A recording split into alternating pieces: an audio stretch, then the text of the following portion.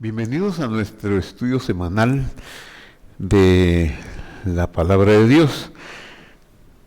A todos los que nos sintonizan en las plataformas de YouTube y Facebook, les damos la más cordial bienvenida en cualquier parte del mundo, en la ciudad de Guatemala o en el interior de nuestro país o en cualquier parte del mundo. Sean ustedes bienvenidos para estudiar con nosotros el tema del dinero. Continuaremos hoy en un segundo tema sobre el dinero.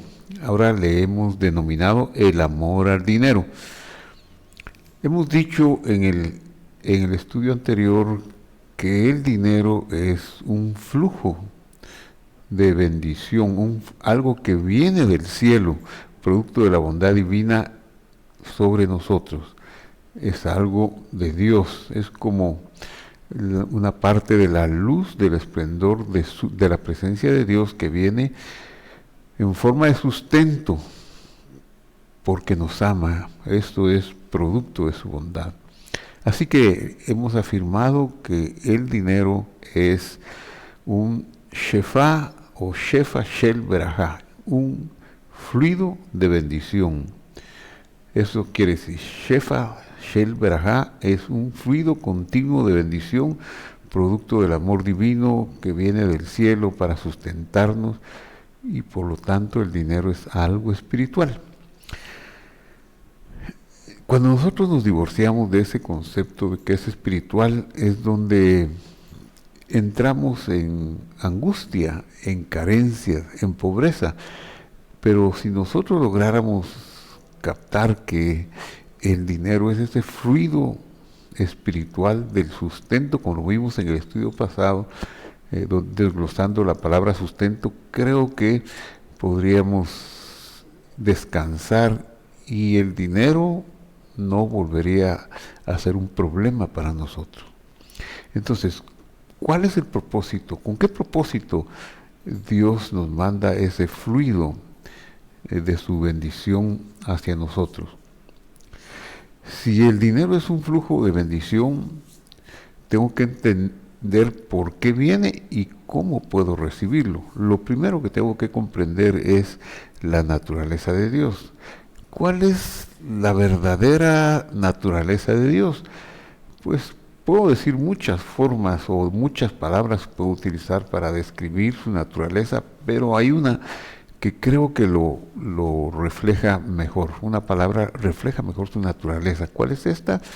Él es un dador. Él solo sabe dar y dar y dar.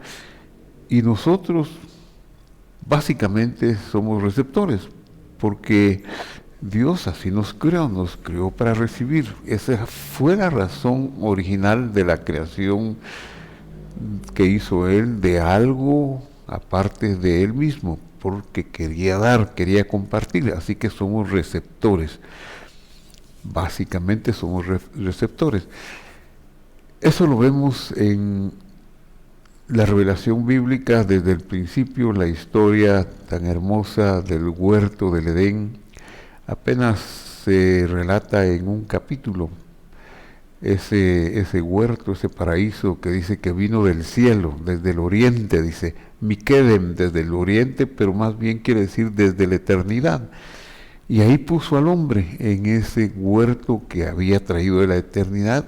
En ese huerto, en ese paraíso, no existía la escasez, no existía nada de lo que pudiéramos nosotros denominar como sufrimiento, de enfermedad, de tristeza.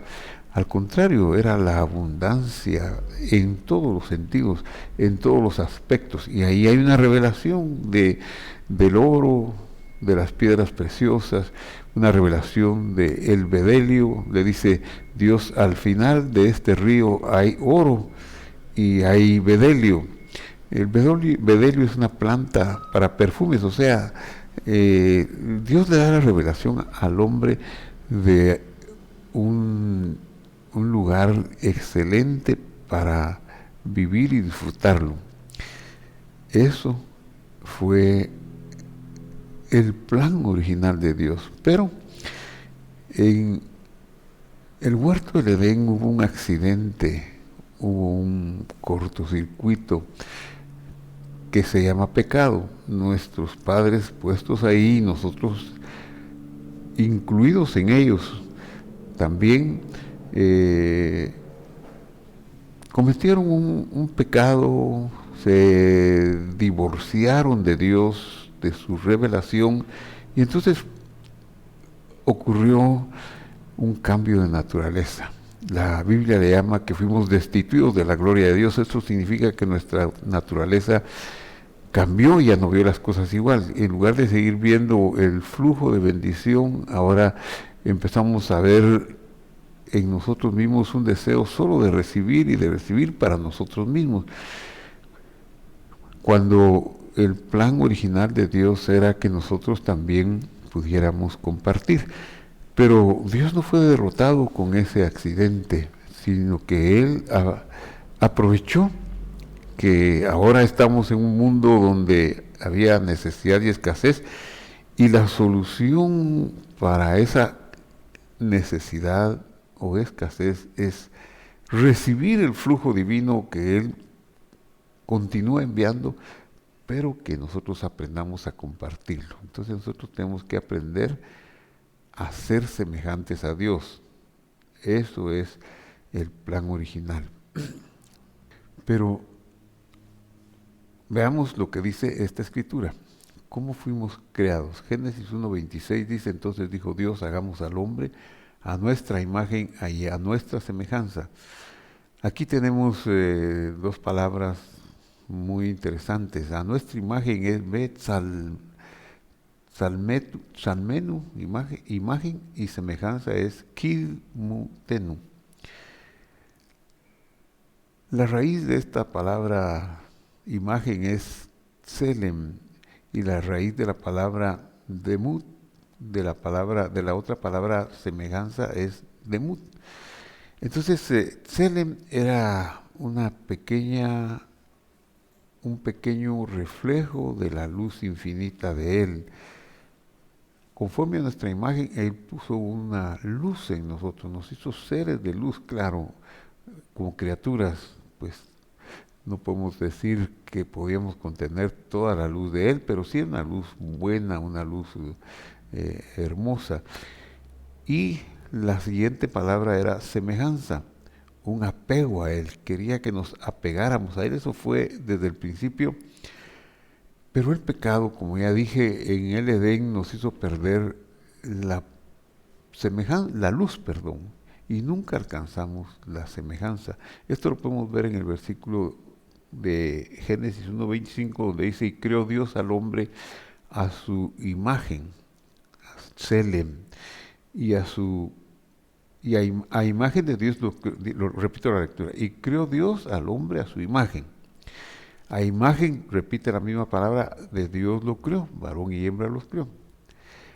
Pero ya no agrega la palabra semejanza, porque la palabra semejanza tenía que ser adquirida en el paso del tiempo, y creo que tenía que ver con que nosotros empezáramos a recibir su luz y a compartirla. Entonces, esa era como la condición, como la revelación de Dios nos hizo capaces de esforzarnos para que con ese esfuerzo pudiéramos nosotros trabajar y perfeccionarnos en la medida que aprendiéramos a dar, porque si la naturaleza de Él es dar, nosotros teníamos que ser igualmente dadores.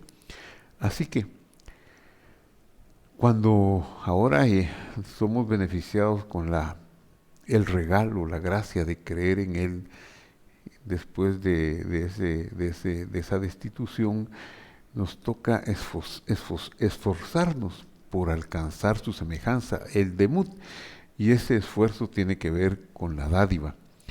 Debemos convertirnos en dadores de lo que recibimos. ¿Qué es lo que recibimos? Lo que recibimos es ese flujo continuo de sustento llamado dinero o llamado provisión. Bueno, es una shefa, shel berajá, un flujo continuo de bendición que Dios nos envía todos los días y cada segundo, que alguien ha dicho que no tendríamos palabras suficientes para agradecer lo que Él nos da, porque nos envía millones de bendiciones en millonésimas de segundo, que no nos damos cuenta. Pero no nos alcanzarían las palabras y pasaríamos todo el tiempo dando gracias. Pero ¿por qué no las tenemos? ¿Por qué no se quedan esas bendiciones en nosotros? ¿Por qué necesitamos hacer algo para que se queden? Necesitamos hacer algo para comprender. Eso nos llevaría primero a tener un corazón muy agradecido y segundo a convertirnos en dadores. Todo lo que recibimos lo recibimos para dar, lo recibimos no solo para nosotros.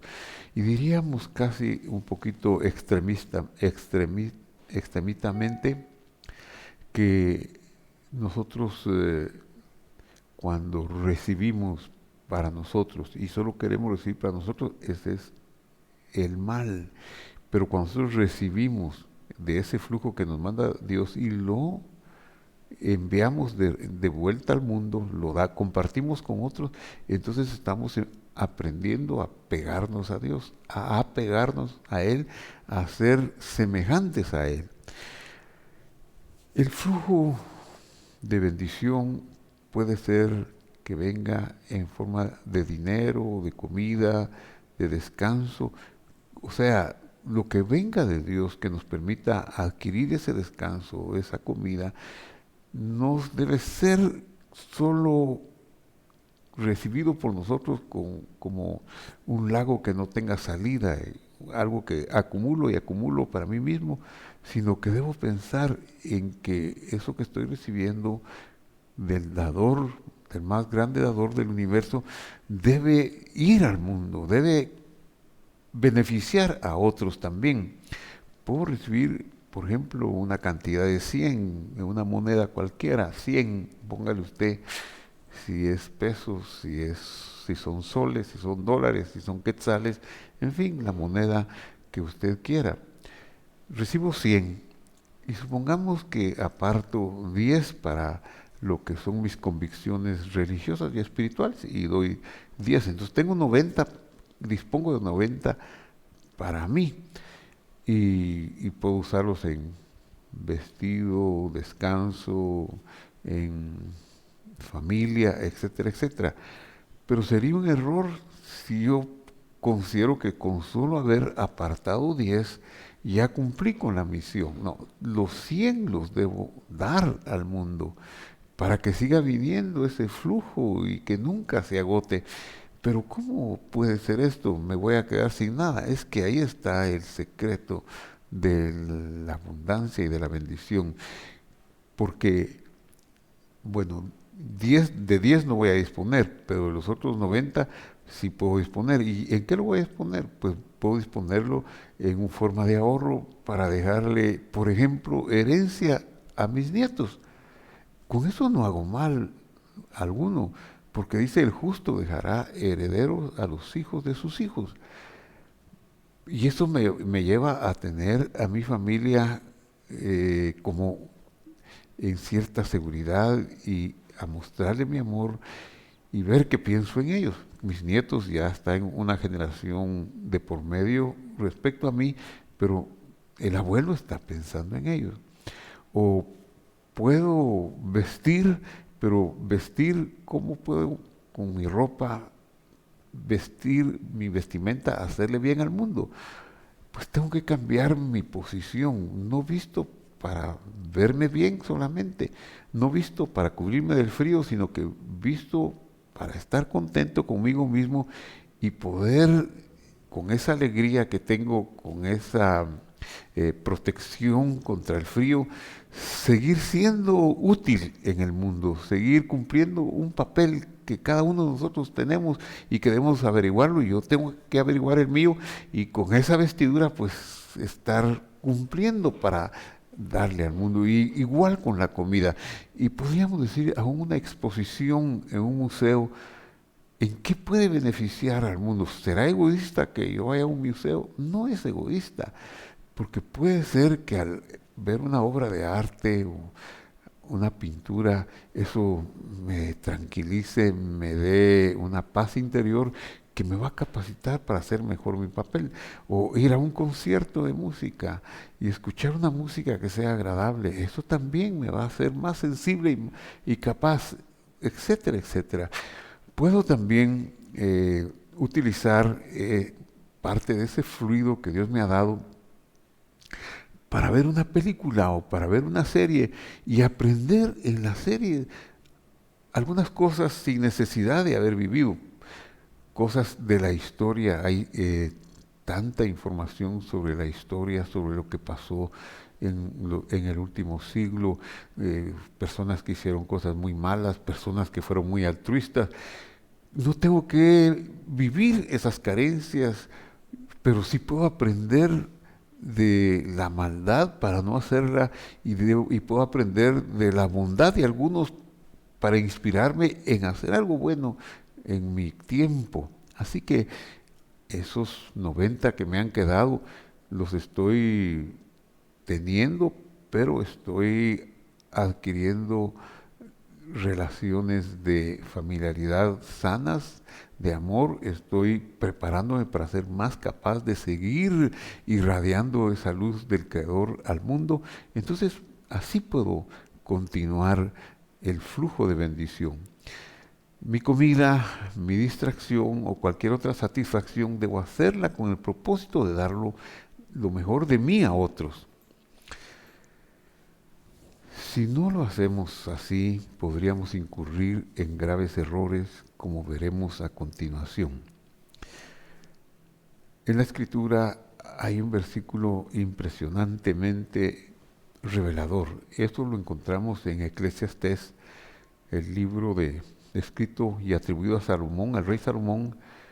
Su nombre hebreo es Coelet. En español lo tradujeron como Eclesiastés capítulo 5, versículo 10. El que ama el dinero no se saciará del dinero. El que ama el dinero no se saciará del dinero. Y aquí es interesante, como dijimos en el estudio anterior, que dinero se dice kesef, kesef en hebreo. Y precisamente en Eclesiastés 10:5 dice, el que ama el kesef no se saciará del kesef. Y dijimos también que kesef es el nombre que se le da al metal precioso y llamado plata, que le decimos plata. Ese es el kesef. El kesef es la forma de decir dinero en el lenguaje de las Escrituras. Amar el dinero no es bueno, eso sería un error. Eso le pasó a Judas. Veamos el relato de Judas. Aprendamos de esto que sucedió en la historia hace casi 2000 años. Capítulo 13 del Evangelio de Juan, versículo 18 dice, en la cena que el Señor tiene con sus discípulos, la noche que fue entregado, en el versículo 18 dice esto, no hablo de todos vosotros, yo sé a quienes he elegido, pero debe cumplirse la escritura, el que come pan conmigo alzó contra mí su calcañar. Y sigue diciendo el verso 21, habiendo dicho Jesús esto, se conmovió y declaró, de cierto os digo que uno de vosotros me va a entregar. Esto es muy interesante, tiene muchas lecciones profundas, teológicas. Lo primero es, si sabía que lo iba a entregar, ¿por qué lo escoge como discípulo? ¿Por qué lo tiene tan cercano en el grupo de los 12? Pero podemos decir, ¿por qué no lo quitó? Podemos decir, si ya sabía que lo iba a entregar, entonces, ¿para qué se relata ahí que se conmovió? Porque tenemos que comprender que Dios en este tiempo está actuando en una forma de mucha compenetración con nosotros los humanos. Está tan compenetrado con nosotros que sufre con nosotros, que se duele con nosotros. Por eso dice la Escritura en la segunda epístola a los Corintios que Él consuela y que es el Dios de las consolaciones. Pero dice que nadie puede consolar si no ha tenido primero que recibir una consolación. Y es que Él vivió y experimentó todos los aspectos de la vida humana. Experimentó lo que se siente ser rechazado, abandonado, afrentado, expuesto, hasta incluso hasta ser matado. En este caso, lo que se siente ser traicionado. Se conmueve porque realmente Judas lo iba a entregar y lo iba a traicionar, y el Señor no iba a hacer nada para evitar que eso sucediera, porque había un plan mayor, un propósito mucho más importante que descubrirlo y decir, este es un traidor, este me quiere entregar, que sería lo que haríamos nosotros. Es que él estaba viendo eso como parte de la redención de la humanidad, de la dádiva máxima de Dios, que es darse a sí mismo. Y él, si lo detiene ahí, pues Judas no lo entrega, y quizá no hay muerte, tampoco hay redención, no hay ninguna de las cosas que nos hubieran traído a nosotros al conocimiento de Dios. Por eso dice aquí, de cierto os digo que uno de vosotros me va a entregar. Respondió Jesús, me salto unos versículos al versículo 26, porque había inquietud en los discípulos. Pregúntale, ¿quién lo va a entregar? ¿Seré yo? Se empezaron a preguntar todos los que estaban comiendo esa cena. ¿Seré yo? ¿Seré yo, maestro? Y querían salir de la duda, así que uno le dice al que está más cerca de él, pregúntale. Jesús contestó a estas inquietudes, a quien yo dé el pan mojado, ese es, y mojó el pan en la fuente que estaba ahí para que todos mojaran el pan de esa cena, que era un pan sin levadura, que comerlo sin ese líquido, sin esa, ¿cómo le llamaríamos modernamente? Hatzoret se llama, pero sin esa masa líquida que contenía especies que no eran de harina, sino que eran de vino, una mezcla de vino con semillas, y que lo hacían muy sabroso, y hacían sabroso el pan. Entonces todos tenían acceso a esa fuente. Y él en ese contexto responde, a quien yo le dé el pan mojado, ese es. Y mojando el pan lo dio a Judas Iscariote, hijo de Simón. Y después del bocado, dice el versículo siguiente, el 27, Satanás entró en él. Entonces Jesús le dijo, lo que vas a hacer, hazlo pronto. ¿Qué era lo que iba a hacer? Pues otro de los evangelistas nos va a decir.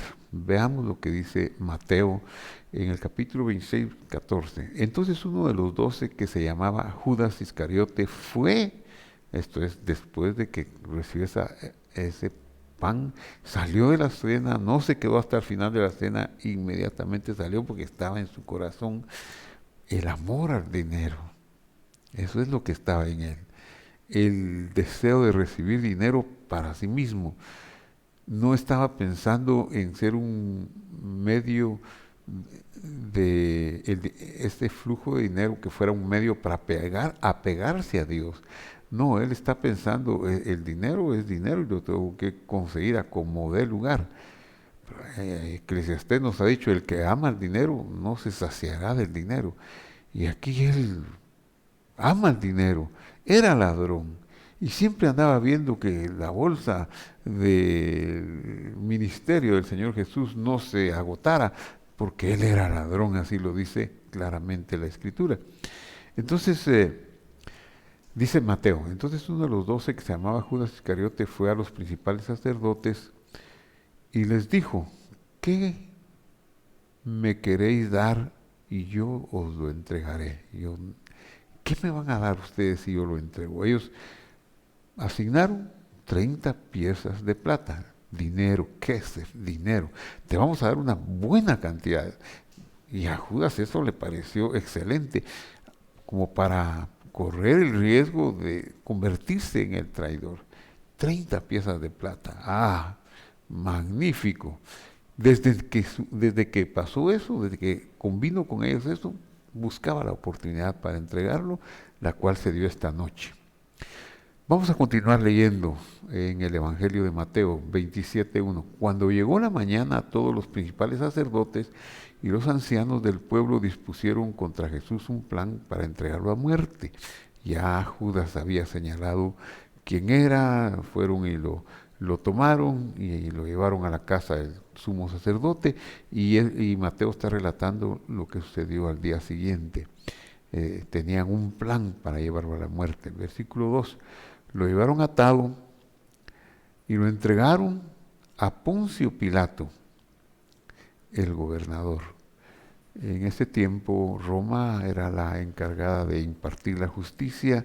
La provincia de Judea y la tierra de Israel estaba sometida al gobierno romano, y el gobierno romano les daba ciertas eh, capacidades de autogobierno, pero otras las mantenía el imperio, y juzgar delitos como pena de muerte le correspondían al gobernador romano. Entonces se lo llevaron a él con un plan urdido para que fuera eficaz y que así se deshicieran de este molesto maestro que no soportaban su aparición. El pueblo lo seguía, el pueblo lo quería.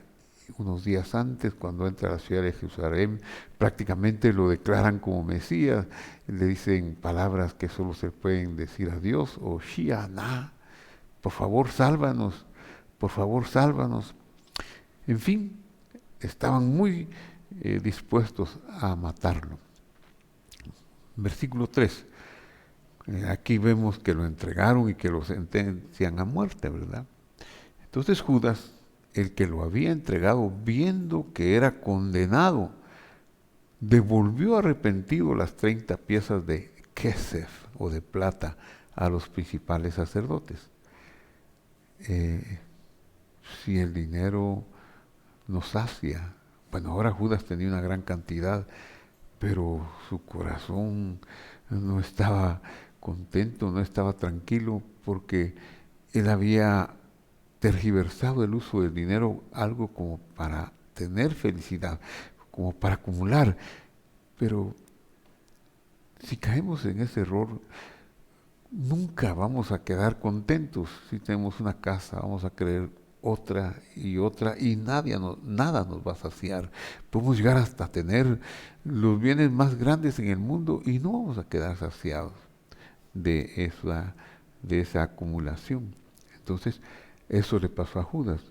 Las 30 piezas de plata del dinero no le satisficieron. Así que va y se las devuelve arrepentido a los sacerdotes. Y les dijo, yo he pecado y he entregado sangre inocente. Pero ellos dijeron, ¿y qué nos importa a nosotros? Allá tú, ya lo que está hecho, está hecho. Judas pensó, bueno, le devuelvo el dinero y tal vez le dan la libertad al maestro. Pero no, ya eso no tenía retroceso. ¿Qué hizo? Entonces arrojó las piezas de plata kesef en el templo y salió y se ahorcó. Y aquí está tan dramática la conclusión de Judas, el final de Judas. El dinero no lo satisfizo, no lo llevó a la felicidad que él esperaba, porque el dinero no es para quedárnoslo nosotros. Lo que nosotros vamos a usar de dinero, Dios lo bendecirá siempre y cuando cumpla un propósito en este mundo. Este mundo está oscuro, y una de las leyes, por ejemplo, más extrañas que hay en la economía, ¿qué son los bienes económicos? Los bienes escasos. Así es una definición muy simplista, Pero si algo es escaso, eso es valioso, eso es dinero. Imagínese usted cómo es posible que en aquel paraíso donde Dios puso abundancia de oro, abundancia de agua, y que debido al pecado se cambió la abundancia por una escasez. Ahora lo valioso es lo escaso. Y eso confunde porque puede hacer que nosotros, en lugar de ser instrumentos de ese flujo de bendición del cielo para distribuirlo en el mundo, nos convirtamos en acumuladores. Esto lo quiero para mí y para mí, pero no me voy a saciar de eso. Judas no se sació con las 30 piezas de plata, salió y se ahorcó. No es el tema de Judas, pero pues lo dejamos en las manos de la misericordia de Dios. Cómo Él lo va a juzgar, no lo sabemos. Pero su muerte significa algo así como lo que dice la Torá en Levítico, el Código de Santidad de Dios, que es el libro de Levítico, en los capítulos 17, 18 y 19, lo repite muchas veces: su sangre será sobre su cabeza, su sangre será sobre su cabeza.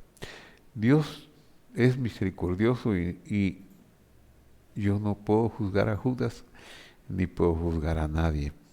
Vaya que no me toca hacer el juicio a mí, sino a él. Lo que yo puedo ver es que él no se satisfizo y no se sació del dinero. Ahora, las 30 piezas de plata están ahí y los sacerdotes saben que han sido puestas en el arca de las ofrendas. ¿Qué van a hacer ellos? Miremos lo que hacen ellos. Versículo 6.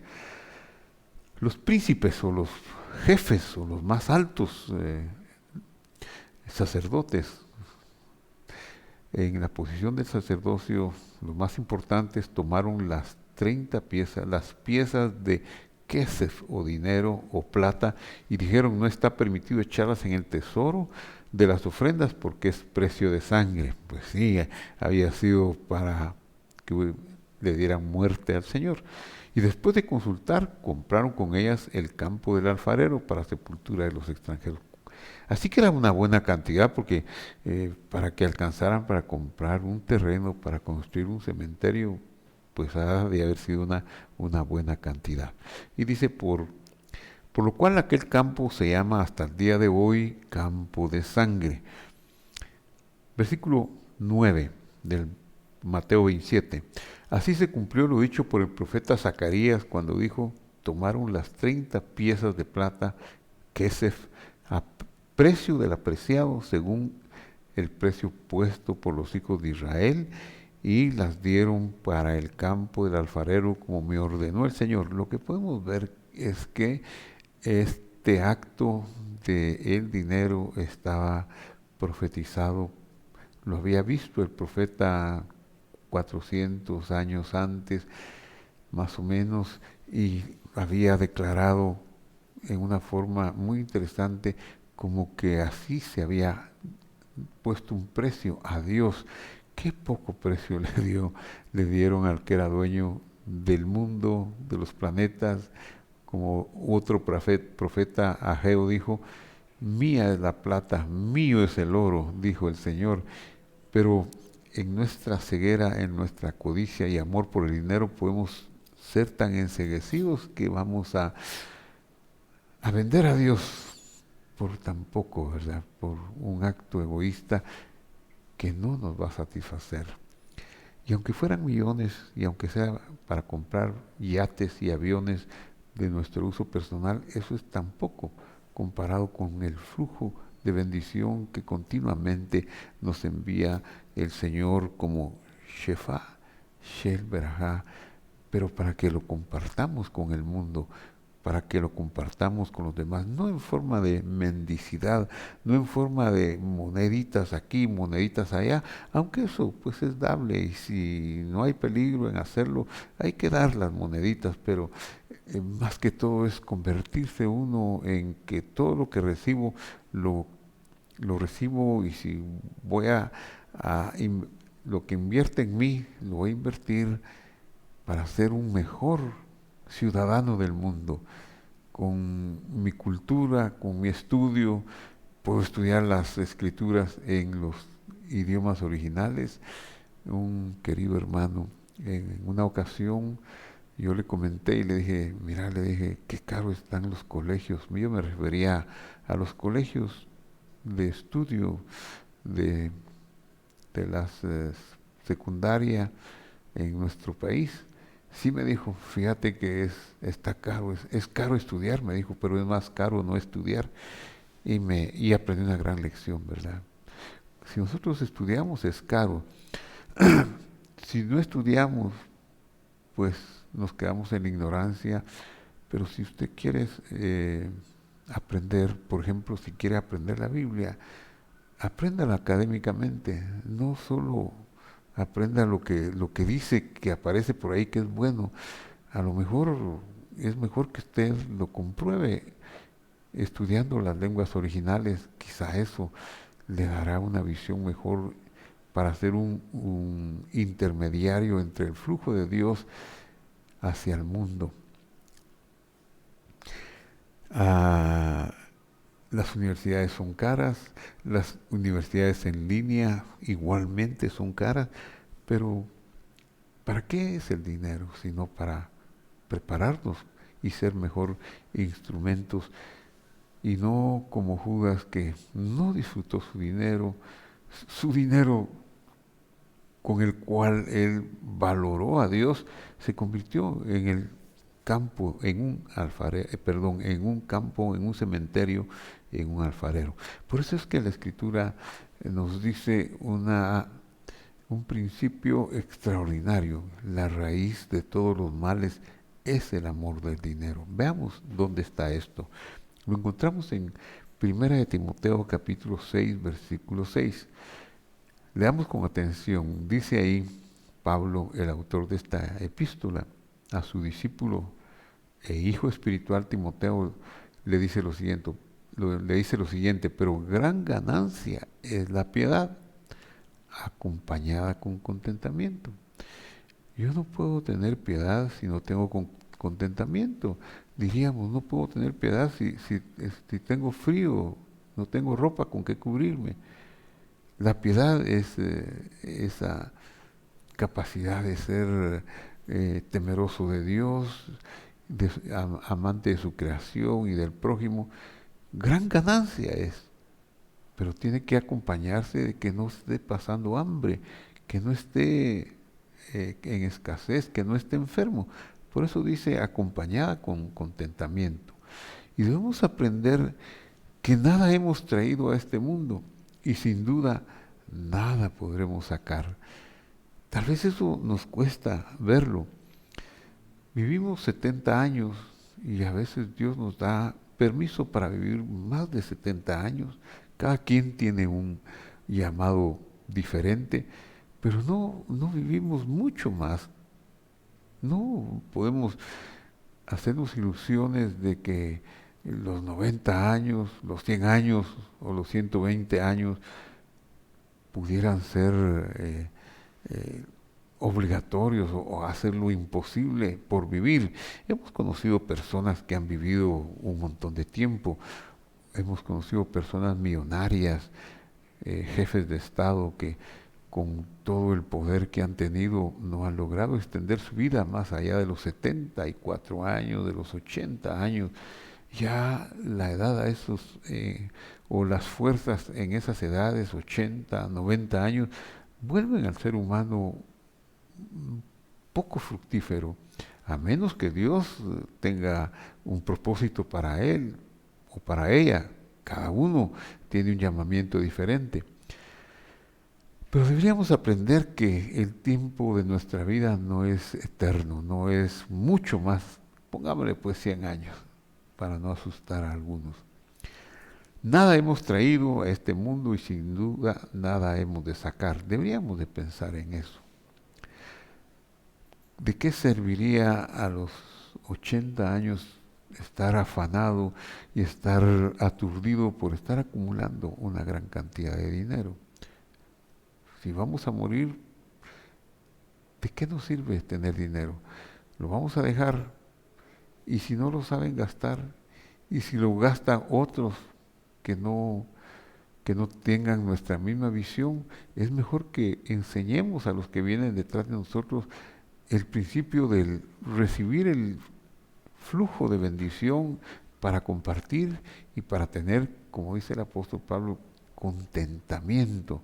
¿Cómo es que dice? Dice, gran ganancia es la piedad acompañada con contentamiento. Y no estar aferrados a tener dinero, porque nada nos podemos llevar. Así que, teniendo Parnasá, que es Parnasá, sustento. Pei, Resh, Nun, Nes. Pei, la maravilla oculta, viene en forma oculta. Resh está relacionado con el principio, Reshit, el principio de la sabiduría, es el temor del Señor. Y Nes, milagros. Entonces, Dios siempre nos va a sostener milagrosamente. Ese es su sustento, ese es el flujo que vendrá. Teniendo Parnasá, teniendo sustento, abrigo, estemos satisfechos. Pero los que quieren enriquecerse caen en tentación y lazo y en muchas codicias necias y dañosas que hunden a los hombres en destrucción y perdición.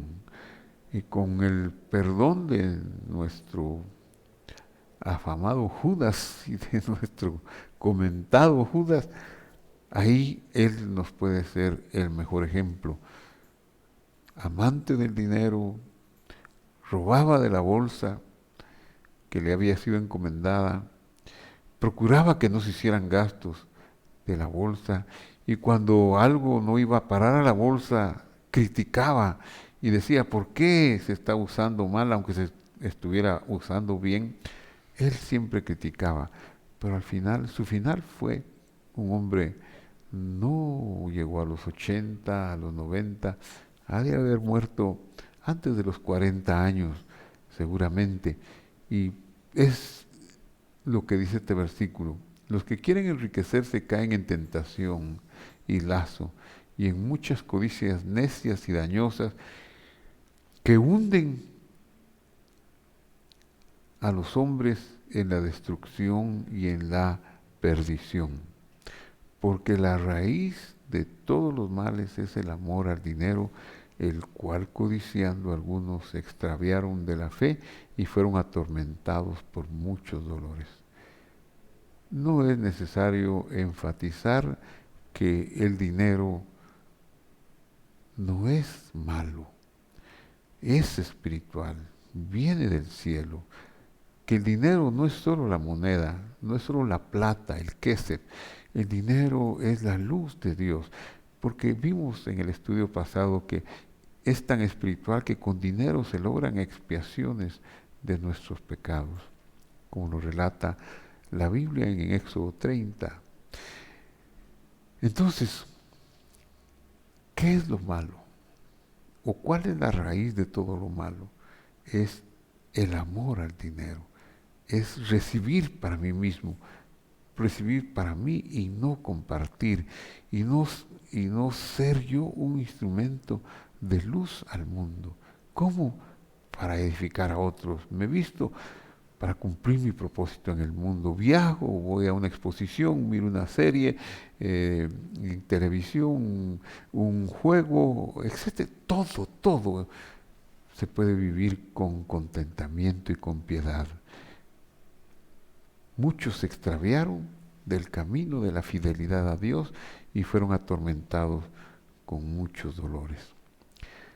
Vamos a orar y a pedirle a Dios que nos dé luz para no ver el dinero como un fin, sino como un medio, no como parte de nuestra inteligencia, sino como parte de los milagros que Dios a diario nos manda y que podemos administrar mucho más si sabemos ser canales de bendición para otros. Oremos. Padre que estás en el cielo, te damos gracias por los millones de bendiciones de dinero, de Parnasá, que nos envías en un segundo, Señor, y en un minuto nos envías 60 veces más, y en una hora ya no puedo saber cuánto. En un día perdí la cuenta y la capacidad de contar tus bendiciones, Señor. No puedo ni siquiera tener palabras para agradecértelas, pero enséñame a tener contentamiento y a ser un instrumento que lleve la luz de la bendición del dinero. Sé que tendré para todo lo que yo necesito conforme a tus riquezas en gloria, como está escrito, que tú proveerás para todo lo que yo necesito según tus riquezas en gloria. Y yo quiero ser eso, Señor. Yo quiero ser un canal de bendición. Y quiero pedirle a usted que está terminando este estudio y haciendo esta oración conmigo, que usted también se lo pida a Dios. Yo le pido a Dios por usted, para que juntos nos bendiga el Señor y que ambos, ustedes y yo, seamos instrumentos, que aprendamos a vestirnos, a comer, a distraernos, a viajar, con el propósito de estar mejor capacitados para irradiar la luz de Dios al mundo a través de las facultades que nos da Shefa Shel Beraja, el fluido de bendición, el fluido de dinero o el fluido de capacidad de vivir con contentamiento y con piedad en este mundo. Gracias, Señor, porque tú eres nuestro pastor y nada nos faltará. Gracias, gracias, Señor. En el nombre de Jesús te damos las gracias. Amén.